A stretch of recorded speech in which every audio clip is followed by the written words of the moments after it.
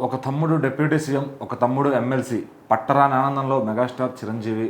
So మరి చిరంజీవి గారికి మామూలుగానే ఆయనకి ఎప్పుడు కూడా సినిమాల్లో కానీ అంతా కూడా సక్సెస్ పరంగా ఉంటారు. మరి ఇప్పుడు ఇద్దరు తమ్ముళ్ళ విషయంలో కూడా చాలా హ్యాపీగా ఉన్నారు. మరి దాని పట్ల ఏమంటారు? అయితే ఇప్పుడు మెగాస్టార్ చిరంజీవి గారు మెగా ఆనందంలో ఉన్నట్టు తెలుస్తుంది. ఎట్లా అంటే ఇప్పుడు వాళ్ళ ఫ్యామిలీలో ముగ్గురు అన్నదమ్ములు.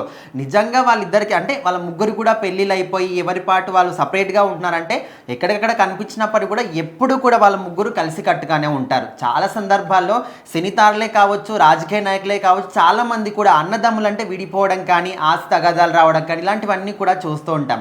కానీ మెగా ఫ్యామిలీలో మాత్రం వాళ్ళ ముగ్గురి మధ్య ఎప్పుడు కూడా చిన్న గొడవ కూడా రాలేదు. వాళ్ళు ఎలాంటి గొడవలు వచ్చినా అసలు మన కంటి వరకు కూడా అవి రావు.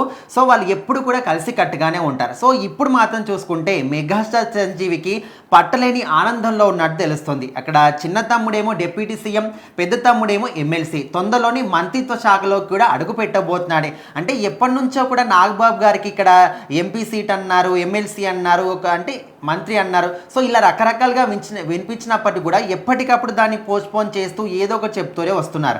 అండ్ ఆ మధ్య కాలంలో ఉగాదికి ఖచ్చితంగా ఆయనకు ప్రమాణ స్వీకారం చేపిస్తామని అప్పట్లో కూటమి ప్రభుత్వం చెప్పింది. మరి దాన్ని కూడా స్కిప్ చేసేశారు. సో మరి ఎప్పుడు చేస్తారు నాగబాబు విషయంలో ఎందుకు ఈ విధంగా జరుగుతుందని చాలామంది అంటే వాళ్ళు డిసప్పాయింట్ అయిపోయారు. ఎవరైతే మెగా ఫ్యామిలీ అభిమానులు ఉంటారో వాళ్ళందరూ కూడా. సో ఇప్పుడు మాత్రం నిన్న ఆయనకి ప్రమాణ స్వీకారం కూడా జరగడింది. సో మరి దానికి సంబంధించి ఆయన వాళ్ళ అన్న వదిన దగ్గర అయితే ఆశీర్వాదం తీసుకున్నారు. ఆయన కూడా ఎంతో ఆత్మీయంగా అభినందించారు. ట్విట్టర్లో ఒక పోస్ట్ కూడా పెట్టారు. సో నువ్వు ఎమ్మెల్సీగా ప్రమాణ స్వీకారం చేశావు, చాలా సంతోషంగా అనిపిస్తుంది.